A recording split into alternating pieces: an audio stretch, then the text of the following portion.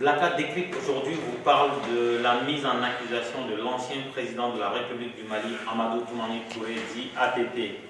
En effet, depuis l'accession au pouvoir d'Ibrahim Boubacar Keïta, un projet de mise en accusation d'Amadou Toumani Touré a été lancé. Ça a divisé quelque part les Maliens, les pro-procès et les contre-procès. Donc une commission ad hoc mise en place au sein de l'Assemblée nationale devait statuer sur la faisabilité d'un procès de l'ancien président de la République du Mali pour haute trahison. Et donc cette commission ad hoc vient de trancher, vient de rendre son verdict. Il n'y aura pas de poursuite contre le président Amadou Toumani Touré pour haute trahison parce que les termes et leurs qualifications dans le droit malien sont assez flous et les preuves contre ATT pour une mise en accusation ne sont pas tangibles au point de vue de cette commission ad hoc de l'Assemblée nationale. Et donc il y a des enseignements à tirer de cette décision. Et donc les preuves matérielles pour mettre en accusation le président Amadou Toumani Touré pour haute trahison et d'autres faits ne sont pas tangibles au vu de la commission ad hoc formée par l'Assemblée nationale du Mali. Et donc on peut en tirer plusieurs enseignements. Premièrement, le président Ibrahim Boubacar Keïta avait fait de la justice et du jugement du président ATT un grand chantier de son quinquennat. Et donc on peut, sans faire de cinéma, sans prendre parti, on peut conclure que c'est un échec du président Ibeka.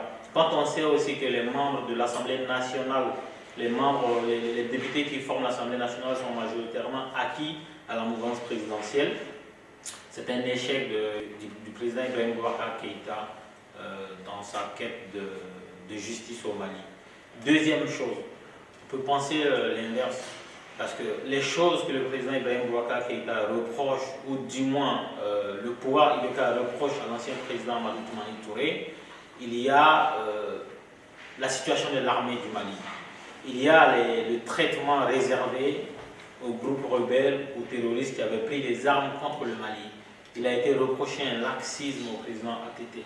Et quand on voit les 10 ans de ATT, on le qualifie de laxisme, on le qualifie de beaucoup de mots.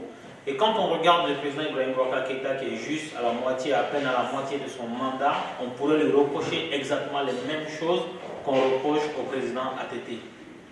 Ce qui peut-être a amené le président Ibeka à revoir ses plans. Peut-être que le président Ibeka a conseillé aux députés de ne pas aller plus loin que ça dans le projet de jugement du président ATT dans ce qu'on pourra appeler une haute trahison.